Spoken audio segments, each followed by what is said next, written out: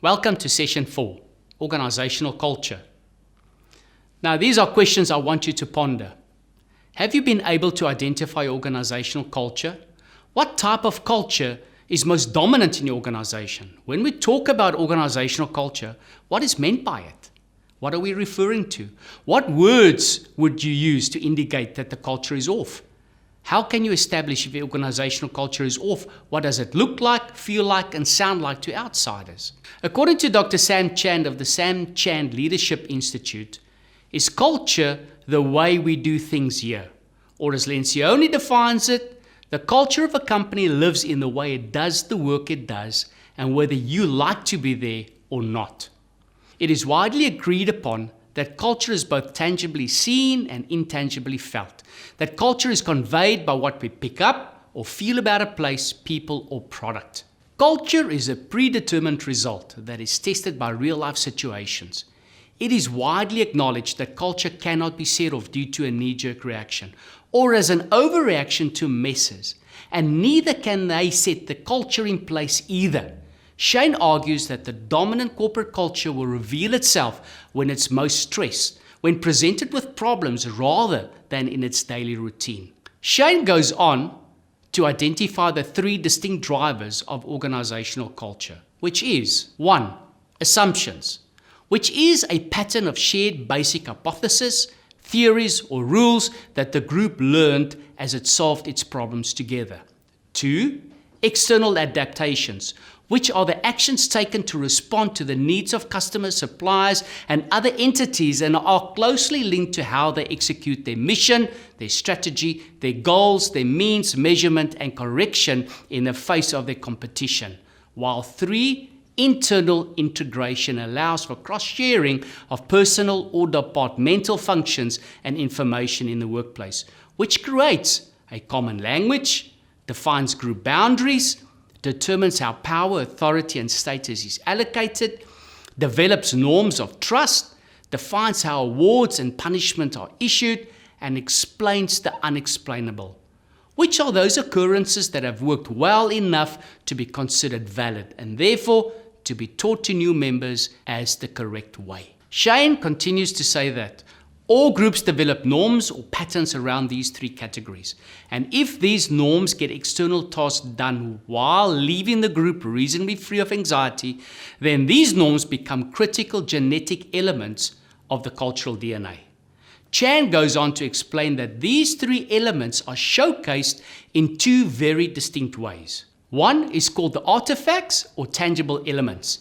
These are the seen or visual cues a visitor to a particular organization would pick up on, such as staff or employee behavior, mutual synergy, language, team spirit, dress code and uniform, corporate ethos, environmental awareness, business logo, letterheads, stationery, social media presence, advertising, business website, email signatures, present location, furniture, layout, office design, the parking lot, the garden design, and the awards and achievements, cleanliness, and the overall apparent surface efficiency present in the corporation.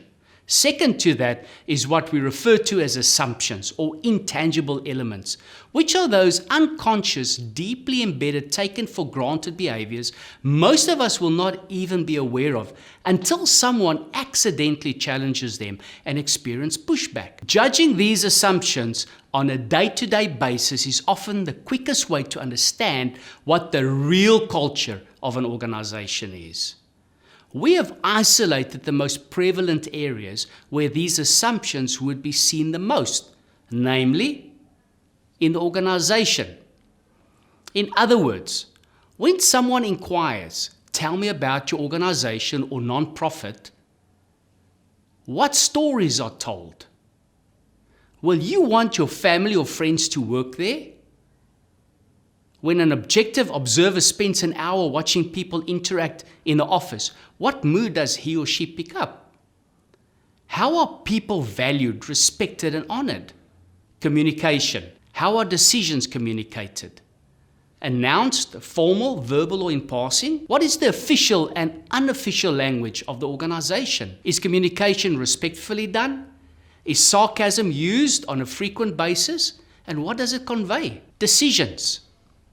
How are decisions made? Are they quick, deferred, delayed, or lobbied? Does the average staff member feel he or she has input into the decision and strategy of the organization? Was there a weigh-in moment before buy-in was demanded? Are decisions made and kept? Proximity to leadership and power struggles. How is power achieved within the organization? Who are the non-positional power brokers? Those individuals who have authority or say based on the respect they've earned, but who don't have authority titles. Where are control problems and power struggles most evident? How do they manifest and in what way? How do people solve problems, especially when stressed? Access. Who has the ear of the leader? How did they get the ear of their leaders? How did these people win a hearing with the leader? What is the general thing to do to get access to leadership? Do people get shut out and why? Achievement or rewards? Who are the heroes? Who determines who the heroes are? How are heroes made in the organization? What makes them heroes? Mistakes. If I came to your organization and messed up, how will you correct me? What are you going to do with me? What message are you sending to those who observe the correction? How will I recover from the mistake? A word on messes. In establishing a healthy organizational culture, must individuals take a look at how corporates handle messes. People, primarily subordinates, will always look at organizations and how they handle messes. It reveals the culture that is in place. How you handle a mess will determine your credibility and set the tone for the culture to either thrive or die on. And lastly, a misaligned leadership team is completely ineffectual in fostering a healthy corporate culture, thereby causing middle managers to have to figure stuff out on their own, causing what Lencioni calls the vortex effect. He goes on to explain that there's probably no greater frustration for employees than having to constantly navigate the politics and confusion caused by top-tier leaders who are misaligned. This phenomena usually manifests 2 levels down from the leadership team as employees become blinded and overwhelmed. It is easy to see why a good culture is a desirable factor in a company. In the next session, we're going to see who's ultimately responsible for its design.